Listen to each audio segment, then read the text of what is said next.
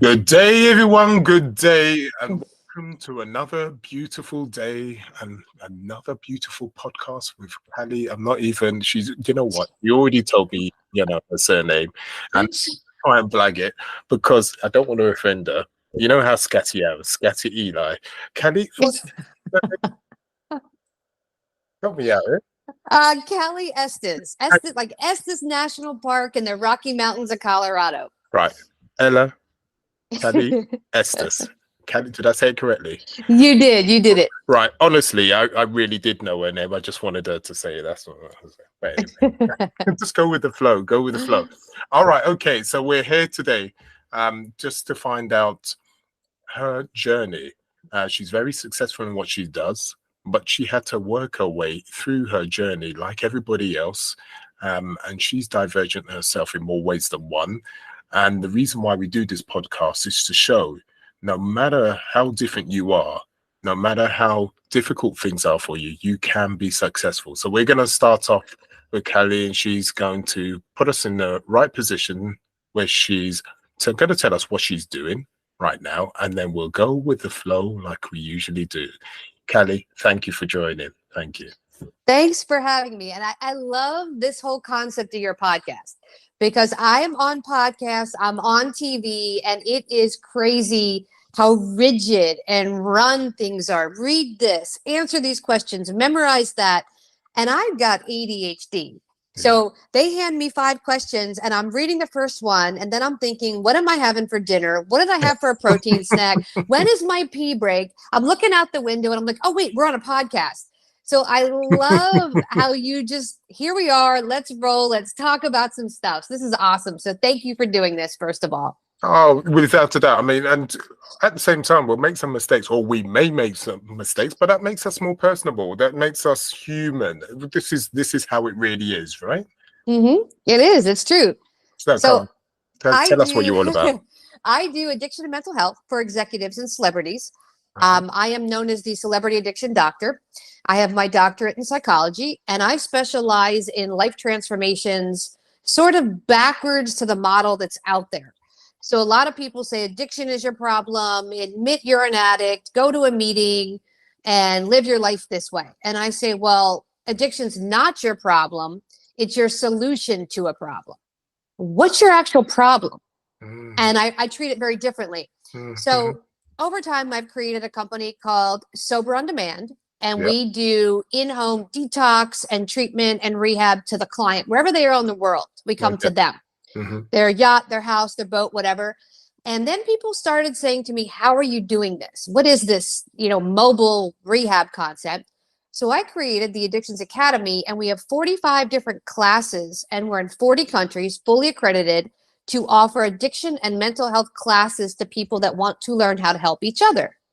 So we have recovery coaching and intervention. We have a counseling one, whatever you want to do to help somebody. So that's what we do. And now we have some in autism, we have mental health, we have trauma. And basically, the whole concept is that addiction has gone up since COVID, and so has mental health. We don't have enough professionals to help, or enough people that understand each other. I get you. So if you've got ADD, for example, or you're neurodivergent, and you go to a therapist who doesn't understand that, they open up this big book of the DSM and they go, okay, all right, you got ADD. Here's how we're going to fix that.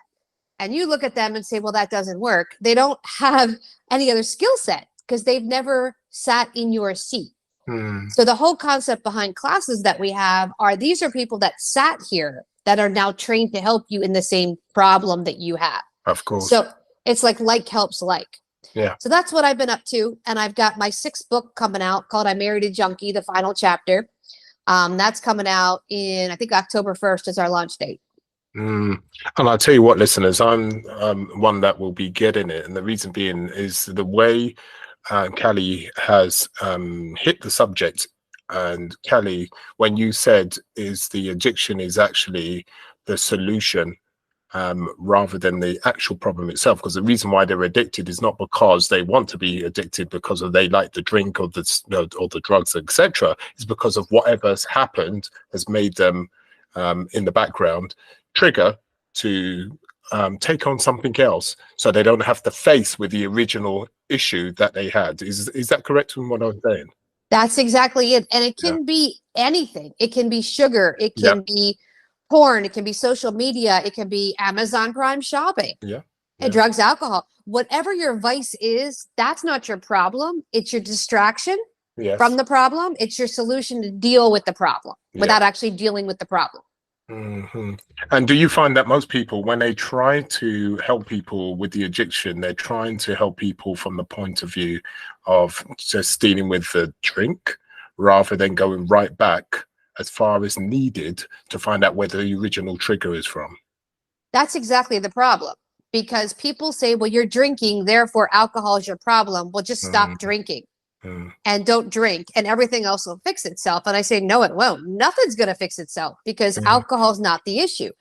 But when you say to somebody, why are you drinking? What time of day do you drink? Okay, well, you drink at 8 p.m. when you put the kids to bed, and you drink till 1 a.m.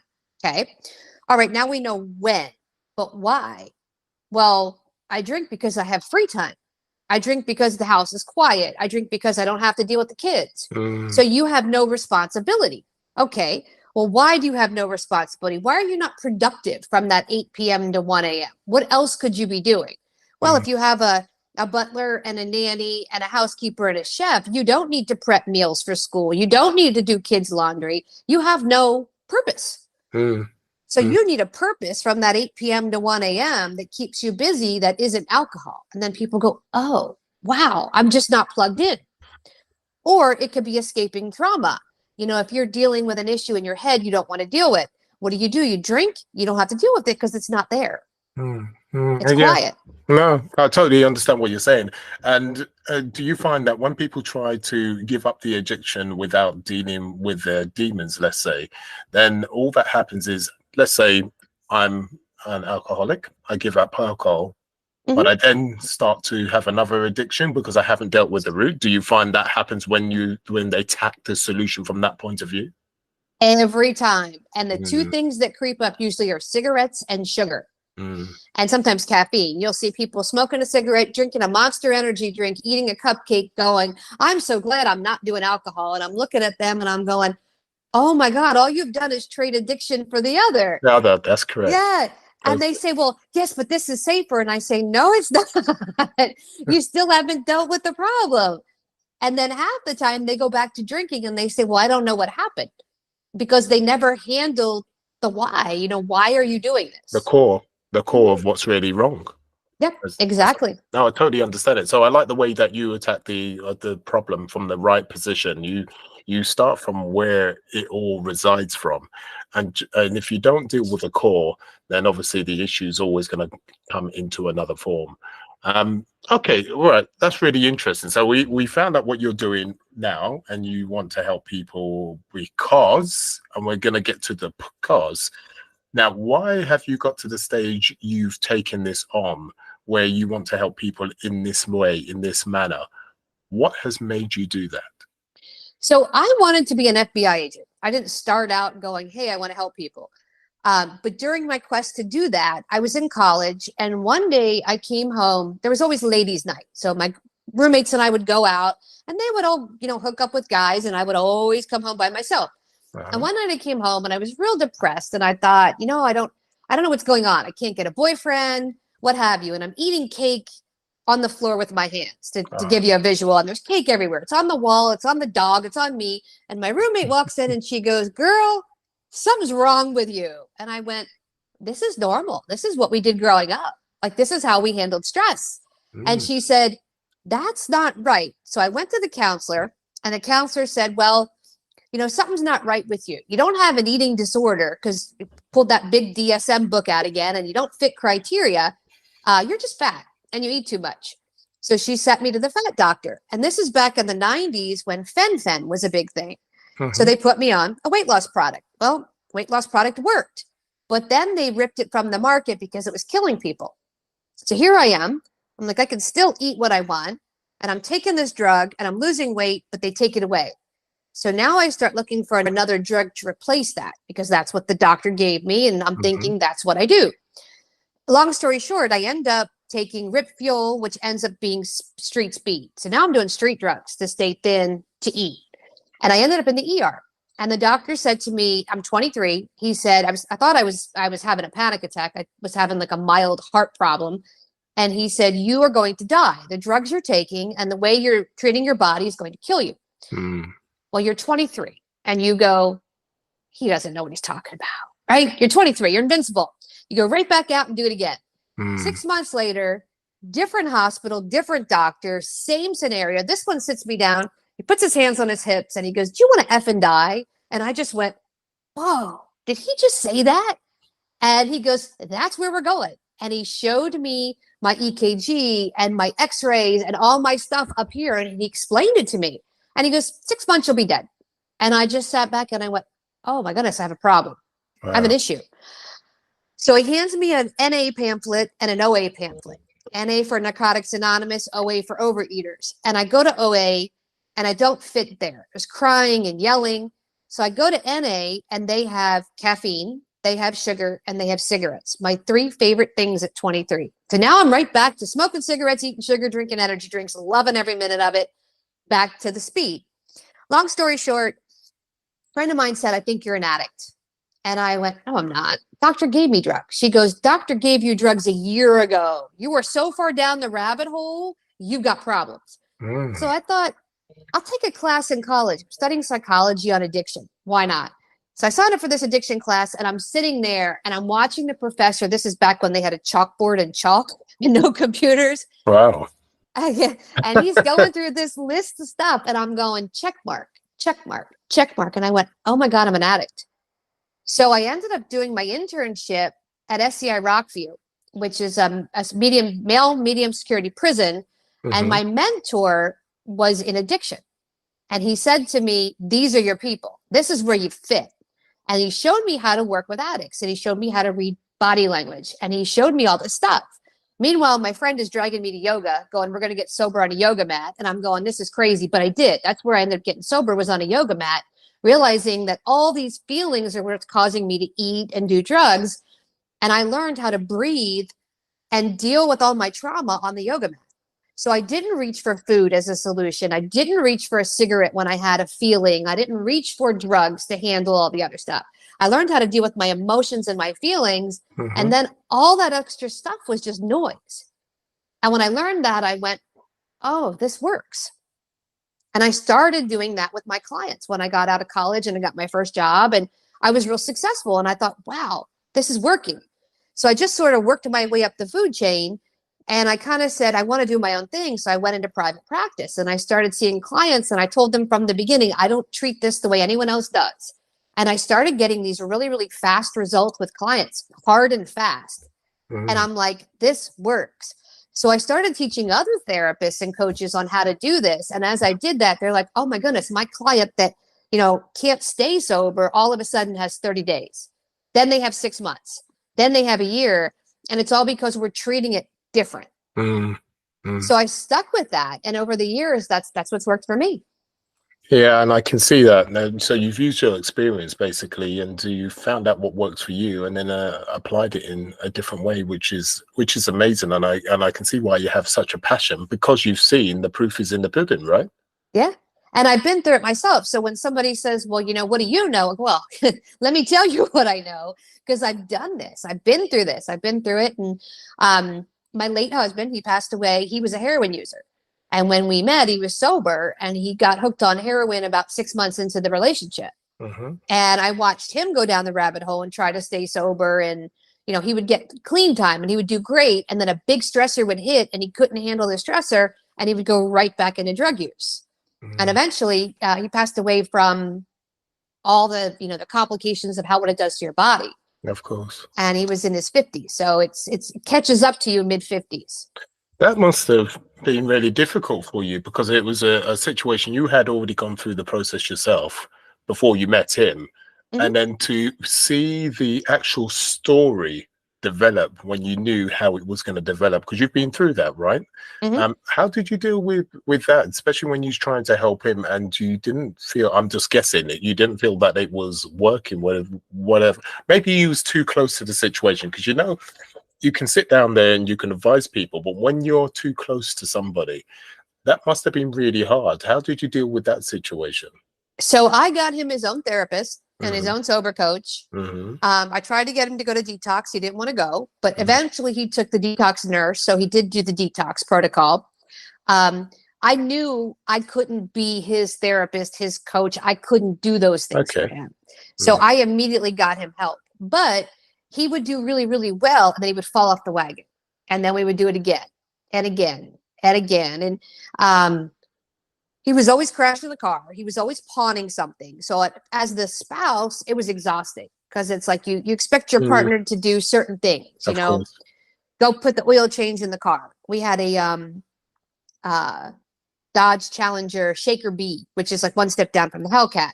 And all he had to do was take the credit card and go get the oil change. And he didn't do that. And the engine blew.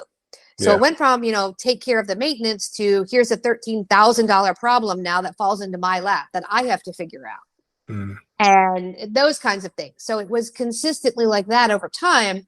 And eventually I said, you know, I can't do this anymore. You don't want to stay sober. I have to have a divorce because it's too much. And he wouldn't grant the divorce. He refused.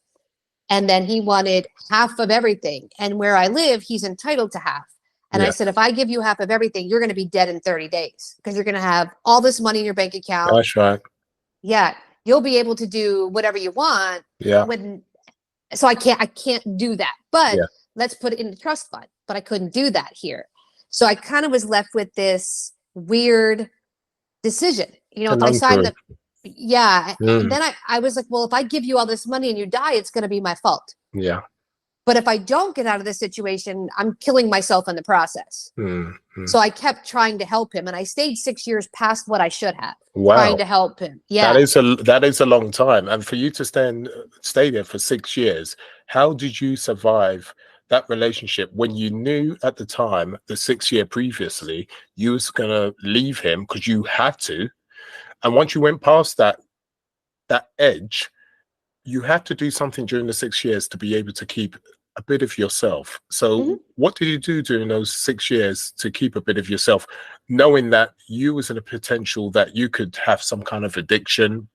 Because this is how it starts, right? When you have a problem, you then get addicted into something. So what did you put into your place, be it mentally, physically, whatever, for you to handle those 6 years? So I started to distance myself. I would take trips on my own. I would travel a lot by myself. Because every trip we took, he was either high or detoxing. So I started with just that. I'm going to travel. I'm going to see the world with or without you at this point, because I'm going to do that. I always made sure my health was taken care of. So I went to the doctor, and I would do my yoga and my gym time and massage and spa and all those things. And I'm building my company in the process. Okay. And then he would get clean time. So he would get 6 months or a year clean. Wow. And I'd be like, okay, we're back on track, because this was my person. You know, when I met him, he was sober. So we had 6 really good years. Yeah. And then not so good.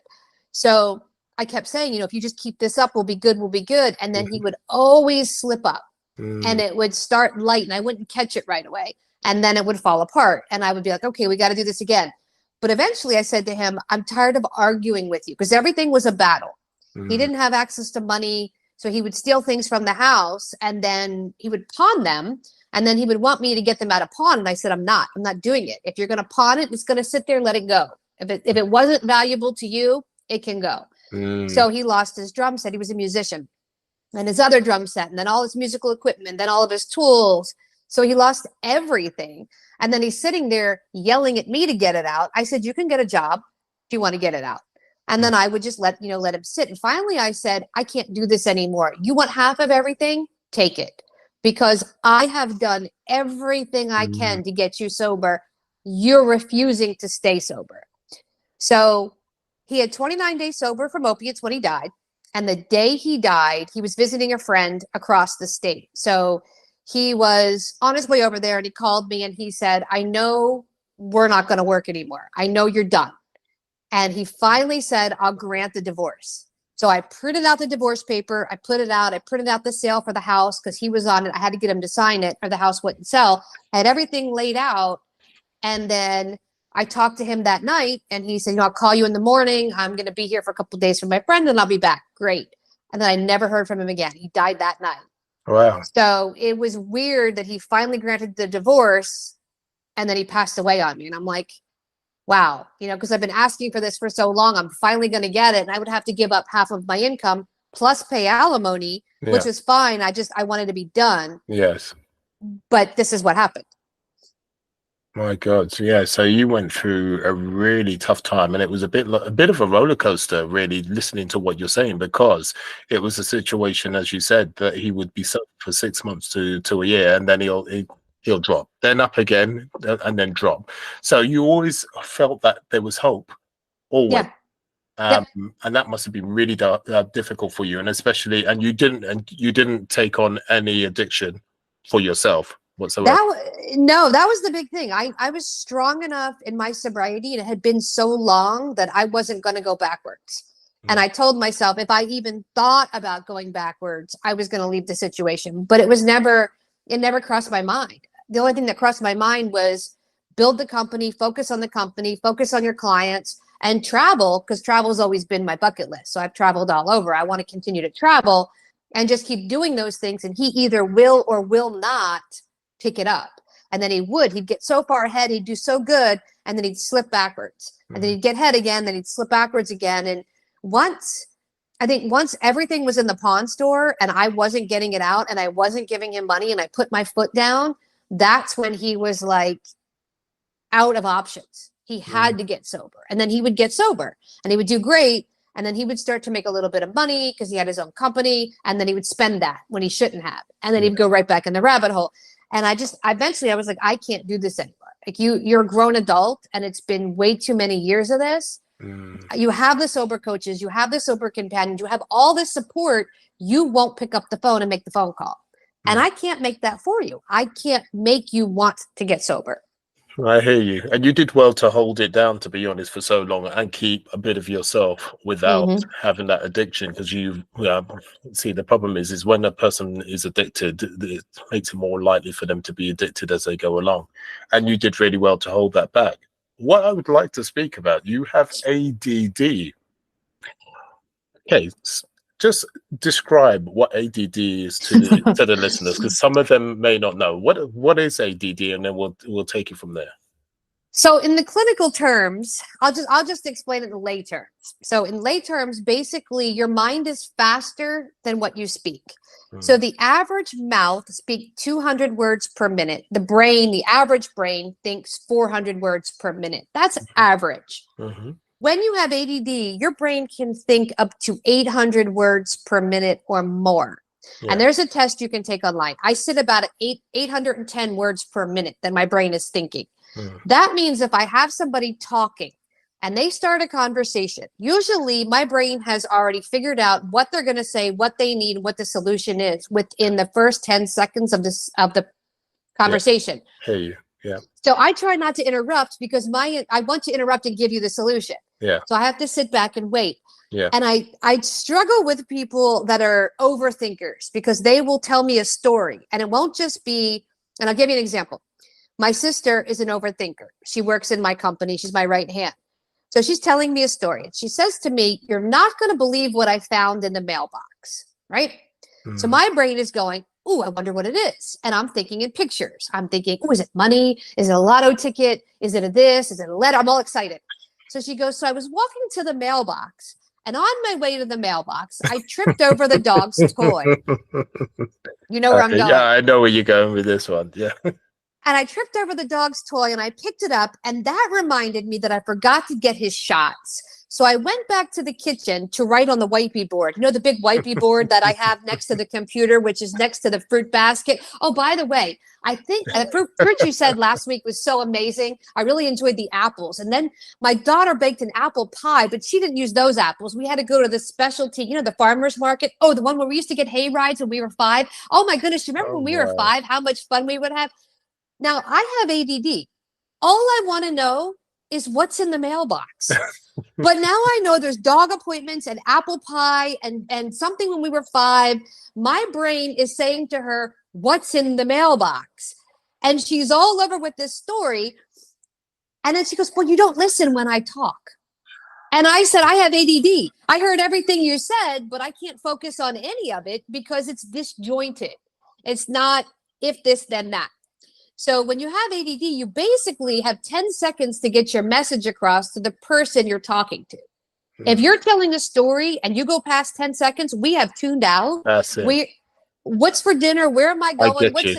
Yeah. Yeah. So that's the best way to explain it to you. I'm the same way. I literally, when I'm listening to someone, I need the information now. Don't tell me anything more, because I start thinking about other things. So I totally understand where you're coming from. And I just think to myself, secretly, I'm thinking you're now talking nonsense, but I have to be polite. I will hold on for you. And in my head, I'm actually, just feel like I'm taking out a hammer and I want to smash something, but I don't. I'm patient. I wait. And then I execute with the answer. So I totally understand you, Cali. People around me, my loved ones, I've sort of trained them to kind of work with ADD. So if you're going to say, guess what's in the mailbox, the next sentence needs to be, this was in the mailbox. That's it. Yeah. Don't give me the backstory of how you got there, because I don't care. And it's non-relevant to the conversation. Yeah. So it's you have to kind of train people, because if you have it, you've already checked out, and then they say, well, you're not listening to me. And I say, I hear you, but I don't know why I'm listening to you, because that's not making sense. Yeah, unfortunately, I haven't got to the stage of training people. I've had to train myself, to be honest, because I like to listen to people, and I've had to be patient. So I've had to train myself to be patient. But God, it is difficult, though. I must admit. Yeah. It works with my clients, but my clients like my results. If I'm trying to solve a problem, I can solve it almost instantly within 10 minutes with whatever. So that's great, but it's difficult elsewhere. So I get you. So what does it stand for, ADD? Attention hyperactivity disorder, ADHD. So you can be attention deficit, so you can't focus, or you can have the hyperactivity. So if you see I do the moving in the chair a little bit, or I'm fiddling with my hands, we need to be in motion. So when I'm dealing with a client who has ADHD or ADD, we won't sit like this and have a session. We'll be in motion. I'll tell them to put their headset on, call me, you don't have to FaceTime me, and go for a walk outside. Because if they're in motion, they can think. If they're told to sit still, and we see this in schools, when you have the kids sit with the pen and paper and they stare at the board, they can't focus. If they have ADD, they're doing this, they're laying in the chair, they're talking on the phone, and we go, well, what's wrong with them? Well, the learning style doesn't match the personality. We have to use a different learning style to match their personality, instead of expecting them to conform to how we teach. Yeah. No, you're totally right. And unfortunately, the world is built like that. Everybody must be, way back in the days, everybody must be right-handed, and so on and so forth. And fortunately, life isn't like that, because that's where you get the diversity in life and makes life so much interesting. Now, we know you have the ADD. Now you've got some hindsight on what it is. Can you remember where you think it started? Now you understand yourself, much more intensely now. Just think way back where this all could have started with the ADD, or what your parents thought and said, you know what? Yes, when you was 2 years old, you were like this and you were like that. Just take us right back. I was talking about this the other day, and I remember being really, really young, and I had to learn my multiplication tables for school. And my mother, no one in my family has this but me. So she has me seated down with the pen, and I'm supposed to write, 1 times 1, 1 times 2, 1 times 3. And I stand up and I say, I can't do this. And she's like, this is how we do it. We sit, we write. And I remember taking the chair, and I was stepping up on the chair, stepping down, 1 times 1, 1 times 2, and giving her all the answers. And I was correct. And she looked at me and she said, how are you getting those right without writing them down? You must be so smart.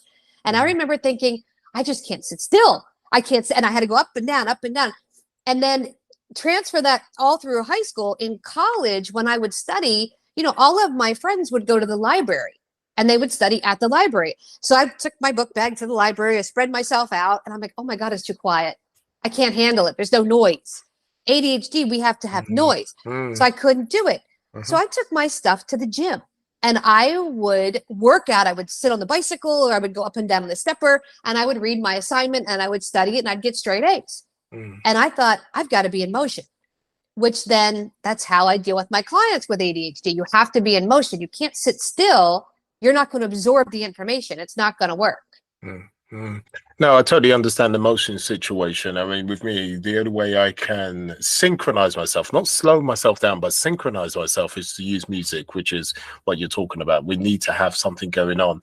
And the only way I've been able to sit in silence, I'm a Buddhist. And because of that, especially with my chanting, I can handle. And so I don't use medication or anything like that. It's my Buddhism that helps me, as well as meditation. But I totally understand it. Now, the thing is, that was your education side of things, but you must have been an utter nutter in your family life. You know, your mother and your father, or your siblings or whatever, must have thought, what is wrong with you? Now, come on, give us some examples way back in the days in your personal life, in the family life. Come on, let's make it more interesting.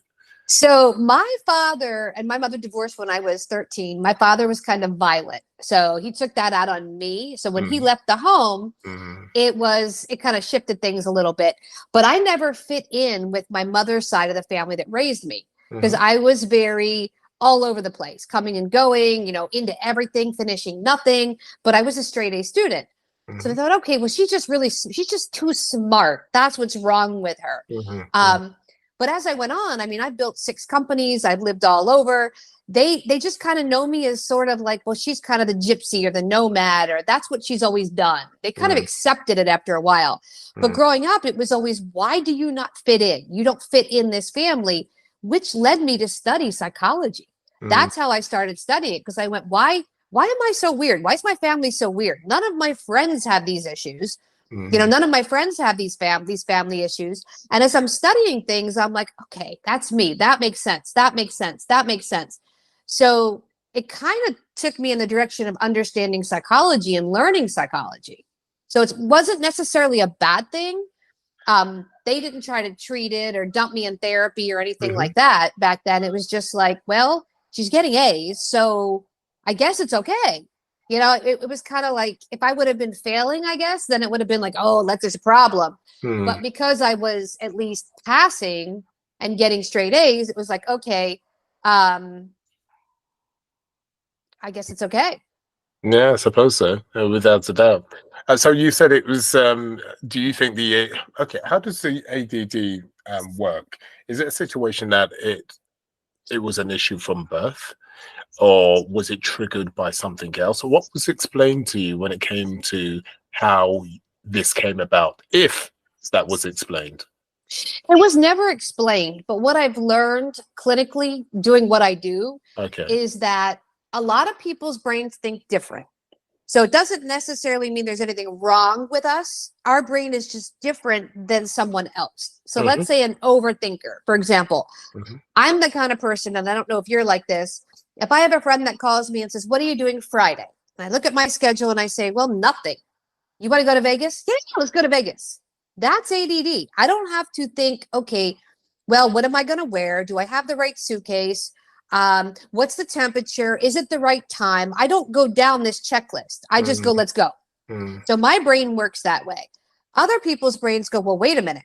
What's going on Saturday, and what's the weather, and let's look at flights, and is this in budget? They have all these questions they have to answer before they can say yes or no. Their brain just works more compartmentalized than my brain. My brain goes, let's do it. What's the worst that could happen? Spontaneity. We're spontaneity. Well, spontaneous. That's a good thing, isn't it? Yeah, it's a great thing. It's a great thing. And that's how our brain works. And a lot of fun things happen when you're spontaneous. You run into people, you have a good time, you do something you wouldn't have done before. But not everybody's brain works that way. So we look at it like, well, your brain doesn't fit society. Society says you need to organize and plan and do all these things. And someone with the ADHD brain doesn't do those things. Yeah. Hey. We're quite interesting. It's nice to have a colorful world. I don't believe that we should be put into boxes. Look, otherwise life will be boring, right? And we don't want that, without a doubt. So when it came to you wanting to build a business to help other people, did that thought process happen after you went through the I'm almost going to die situation you realized with the second doctor, or did that happen further down the road? How did that come about, the thought process of you wanting to help others? So I studied psychology originally to figure out what was wrong with my family, but I didn't know what I wanted to do with it until I realized I had a problem. And then it was like, okay, so you have a problem. You identify with addiction people. And then I did my internship at SCI Rockview. And when I did it at the prison, it was to be an FBI agent. It wasn't for addiction. And when I went in and I interviewed, I was the first woman ever to get this. And I was 21. And the warden said to me, he's like, what do you want to do? And I'm like, well, I want to work with the crazy guys, like the serial killers and the BSU. And way before, that was Criminal Minds was ever out. That's what I wanted to do. And he looked at me and he said, well, we're going to start you off light. We're going to put you with the addicts because that's the lighter side of prison. And I thought, this is going to be so boring. And I went, and my mentor was ex-CIA, and it was fantastic. I learned all this stuff. And he said to me, he's like, you would do a lot of good helping people who have addiction because you understand it. You understand body language. Look how you're, working with the inmates. So when I graduated, I thought I'll try this, because I went to the FBI's interview, and I'm sitting at the interview, and the woman says to me, well, you're a female, so you're not going to really do what you want to do. And you're probably at best going to be undercover, if that, maybe, busting up drug rings on the street or fetching coffee. And I said, well, what does that look like monetarily? And she said, about $28,000. And I thought, oh my God, I could work at McDonald's for that. I want to make money. And she said, well, you can't really make much money as a woman in the FBI back then. So I thought, okay, I better find something in my field. And when I got out, my very first job was working in a runaway shelter with girls. And they were prostitutes and addicted and orphans. And it was a real tough job. And within 6 months, I worked my way up to supervisor. Okay. And I loved it. And I was really good at it. And I thought, okay, this is good. I'll try something else. Then I worked with teenage boys, and I did real well. And I thought, okay. Then I worked in the rehab with women that were street addicts and prostitutes, and I did real well. And I worked my way up again. And I'm like, I'm really good at this. So I thought, well, why not go into private practice? And that's when I went into private practice. So I said, I want to work with like executives, and I want to work with celebrities, because I thought, oh, that'll be less stressful. And then I learned real fast, it's just as stressful, but it pays a lot better. So here I am. Do you know what? You've been quite blessed, and rightly so, because it's a situation that you've actually, not only did you do the type of job that you wanted to do, but it was a job that gave you a lot back after you put so much in, because you dealt with people that were running away from certain places, and you helped them. People that were addicted, you've changed people's lives massively. It wasn't a situation you was a genius with maths, so you did, someone's books, but you actually made a huge impact on individuals. How does that make you feel? And was that purposely done when you thought about, I'm going to help people? Were you thinking, I want to impact people's lives, and in what way? Yes, I wanted people to be able to kind of do what I did.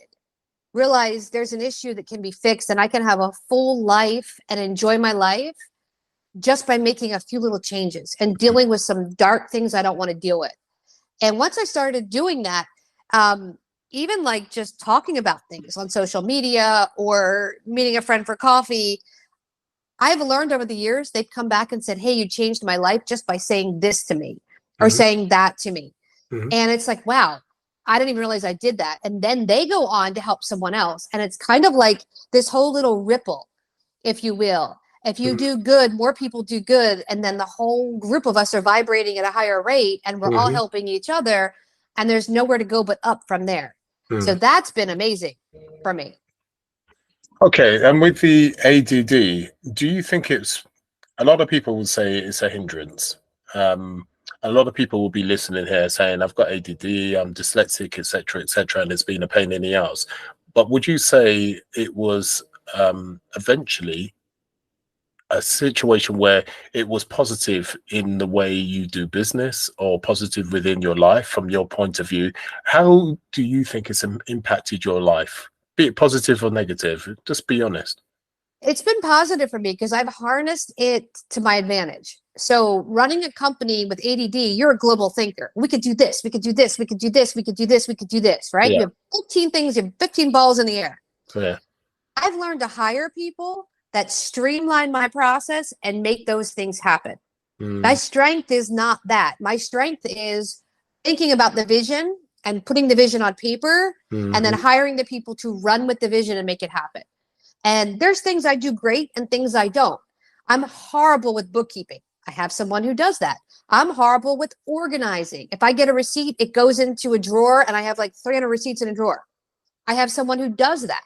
So you will hire the people who do fill the void of what you do bad and they do it better because they're not going to do everything well. But if you figure out what your strength is and you run with your strength, you will always be successful. Oh, totally. Because you can't do everything. It doesn't matter whether you're neurodivergent or not. It is running with finding what you're strong with, and letting other people or other processes do everything else for you. And I'm glad that you've actually see your so-called ailment, which is ADD, as a powerhouse. Really, Yeah. It helps you do what you need to do. And I think anybody that's got an issue that they just don't know how to handle it, be you dyslexic or whatever, I think acceptance is very important. Accept your situation. Okay, what can I take positively to go in the right direction, and what I can't handle, I can come back and deal with that another day, and maybe I can get someone to help with that. Exactly. I think what happens is that a lot of people are just overwhelmed because they're trying to deal with too many things at once. And I think that's part of the problem for a lot of people. And it happens to me some days, sometimes I try to take on too many things and I'll go, whoa, that's overwhelming. And sometimes I've got to take a breather, walk out, go for a walk, come back again, and just reset, if that makes sense. Yeah, and I tell everybody, make a list in the morning of everything you have to do that week, that month, and that day. So you have all these things in your head you have to do, and you can separate them by things today, tomorrow, next month. What are the most important things? And if you get those done, you cross them off, you feel like you've achieved something. Yeah. You don't have to do everything today. And with ADD, that's our disadvantage. We wake up and we're like, oh my goodness, I have 20 things to do today. You're not going to accomplish all 20. You may get 5 done, but pick the 5 you need today. Worry about 5 more tomorrow. If you break it down in chunks, you can get it all done. And do you use technology to help you within your business or within your personal life? I mean, there's so much going on. They use, AI is coming into the fact and whatever. So do you use technology at all just to help, just like you have people to help you with your books and etc.? Do you use technology to help you, just get on with your day and to use the things that you're weak on? Yeah, we use AI for blogging. We used to do our own blogs, which take forever. All of my books are handwritten. None of those are AI, but the blogging we've done AI, some of the website copies AI. So anything we can use that will assist us, absolutely. Yeah, I think we should use technology, especially for us with ChatGPT and automation coming together. All right. Okay. So how do you help people? Well, now you spoke about how you help them with their addiction, but do you do it in a one-to-one basis? Do you do it in a group? Do you do corporate? I mean, what's the structure? How does that work? So for me, I do one-on-one only, and I do all executives. So corporate setting, an executive that might have a stopping block, they can't get to the next level, Okay. or they have issues in their personal life, or they feel like maybe they're bored, midlife crisis, I got here and I can't get any further, or even though I have all this money and this house and this yacht and these kids and this wife, I'm just bored. Like, what else is there? So I do all of that specifically. And then I have a full staff. So if they need wraparound services where someone can stay with them so they're not using alcohol or drugs, we can put a staff member in there. Wow. And then usually they'll see me for therapy like this by Zoom or GoToMeeting. Okay, tell us more about the staff member. How does that work? Give us a bit more detail on that. So let's say you're an executive and let's say throughout the week you have different meetings you go to, cocktail hour, or you have a big event coming up on the weekend and you don't want to drink, you don't want to use drugs. we put a staff member in there that's with you 24/7. So if you wake up and you want, drink, they're there to talk to. They can accompany you as your personal assistant. Some will be a life coach or a yoga coach, depending on who you have, and they'll go with you throughout your day. So let's say you go to this big event, this cocktail hour, and you're networking and you want to get new business, but everybody's drinking. Your assistant would go to the bar for you and get you a little seltzer in a rocks glass, like a 7-Up with a lime on it. So it looks like you're having a gin and tonic, and they hand it to you. Even though it's a non-alcoholic beverage, you don't even have to talk about, I'm not drinking to anyone. It becomes a personal, quiet issue, and we become that buffer so that you're not dealing with that in addition to trying to accomplish your task. So we can do that anywhere. And then it may be even more than that, getting you off the alcohol and drugs. We can send a nurse out, we can send a doctor, and they can get you sober, and then we keep you sober for a period of time. So the length of stay usually for that person is about 30 days live-in. How wonderful. That is so beautiful. So I'm glad that I asked about that, because your service is quite in depth. Yeah. Okay, cool.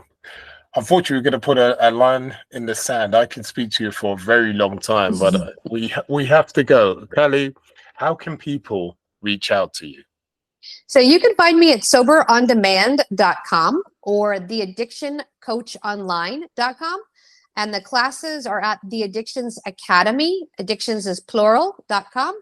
Or if you just Google my name, all of that fun information will pop up, and you can give us a call or an email, and we'll be more than happy to assist.